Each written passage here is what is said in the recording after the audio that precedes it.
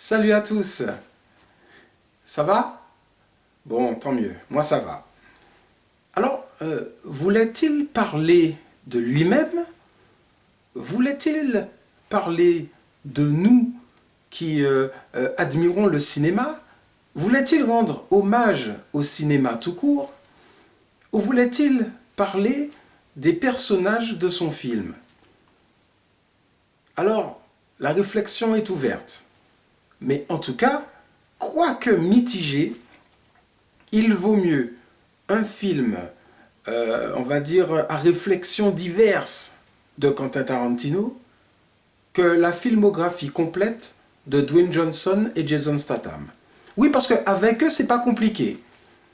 Non, c'est vrai, c'est simple le cinéma en fait.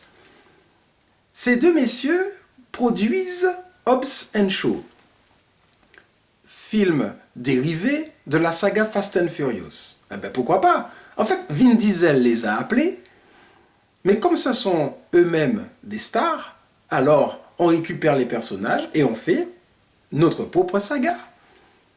Ben, c'est bien joué finalement. Le box-office, ça marche bien. Et en plus, ils s'entendent comme là en foire. C'est génial. Alors, nous avons d'un côté notre ami Dwayne Johnson qui n'arrive toujours pas à faire un bon film. Pourquoi pas?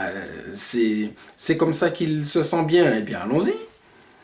Et puis nous avons de l'autre côté notre copain Jason Statham qu'on avait laissé avec un mégalodon. Et oui, il a affronté un mégalodon. Il est bon celui-là. Enfin, en tout cas, Dwayne Johnson avait bien affronté des crocodiles géants, autres singes géants dans Rampage. Alors, tout est possible. En tout cas, notre ami Jason est en train de battre un record, certainement. Vous allez vérifier.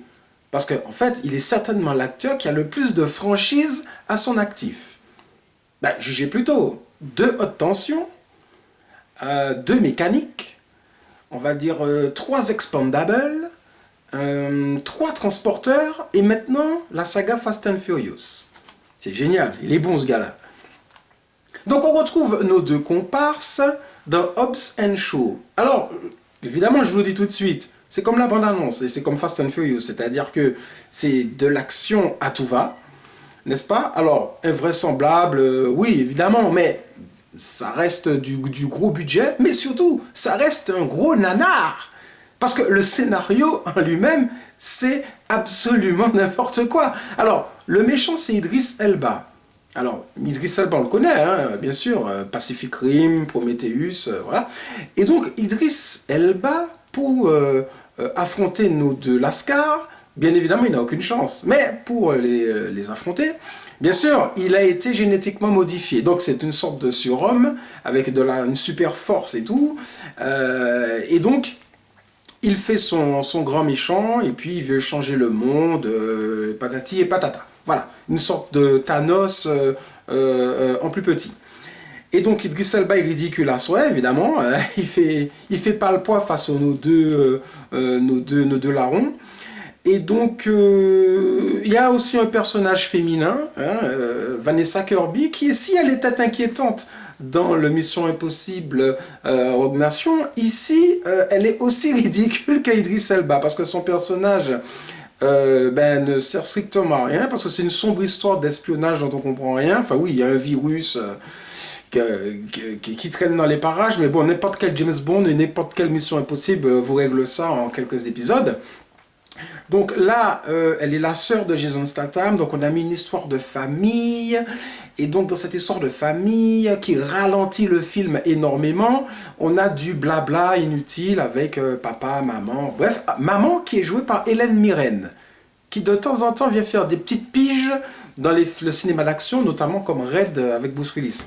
Donc Hélène Mirren est en prison, et ça donne droit à quelques moments de dialogue pas intense, hein, pas du tout, juste maman est en prison, donc on répète les mêmes blagues pendant tout le film, Vanessa Kirby et Jason Statham n'arrêtant pas de ressasser quand ils étaient petits et qu'ils faisaient des coups. On a compris ça la première fois, ils nous le rabâchent pendant tout le film. Et puis, on a évidemment la relation phare entre nos 2 acteurs principaux qui passent leur temps à se vanner. Alors, ça se vanne vraiment, on va dire comme des enfants dans une cour de récréation. Pendant tout le film, c'est le cas. Donc la blague, la première fois, est répétée sans arrêt sur la musculature impressionnante de Dwayne Johnson. Et puis sur l'étroitesse d'esprit de notre ami Jason Statham. Bref, ça vole pas très haut, ben on leur demande pas plus, hein, ils sont contents. Et puis le metteur en scène, donc David Leitch, qui est aussi le metteur en scène donc, de Deadpool 2, donc remet en scène son ami Ryan Reynolds, interprète donc de Deadpool, où il fait exactement la même chose que dans Deadpool, mais sans le costume. Donc je vous laisse imaginer le ridicule de la situation. Bien sûr, il l'a accepté par amitié, mais quand même, se ridiculiser ainsi, c'est pas possible. On a une petite pige de Kevin Hart qui avait croisé Dwayne Johnson dans Jumanji. C'est une vraie famille, je vous dis. Et vous avez ce Hobbs and Shaw. Voilà. Hein? Donc, qu'est-ce qu'on peut dire ben, rien de plus. Ah si. Le film se délocalise dans les îles Samoa, d'où vient Dwayne Johnson, avec sa petite tribu. On a Cliff Curtis, oui, Cliff Curtis, ah là là, c'est énorme, qui joue le frère donc, de Dwayne Johnson. Bah, vous connaissez, hein, vous l'avez vu par exemple dans Die Hard 4, hein, c'est lui qui était responsable des opérations, voilà. Et donc, notre ami Cliff Curtis et toute sa ribambelle vont affronter à main nue avec des armes du cru, des adversaires armés, surarmés avec de la nouvelle technologie. Donc, c'est rigolo de voir les deux, le contraste. C'est aussi très très facile, merci le scénario, pour les facilités scénaristiques, bien sûr, qui sont légion. Il est très facile, bien évidemment, sur un simple clic, d'arrêter des armes électromagnétiques. Évidemment, nous sommes dans le cinéma, évidemment. Bon, eh bien, voilà, Hobbs and Shaw, vous l'aurez compris, c'est un énorme nanar blockbuster, nanardesque, comme Jason Statham et Dwayne Johnson savent si bien le faire. Et moi aussi, je vais arrêter cette vidéo qui ressemble vraiment de plus en plus à une vidéo de nanar. Voilà. Allez, à bientôt.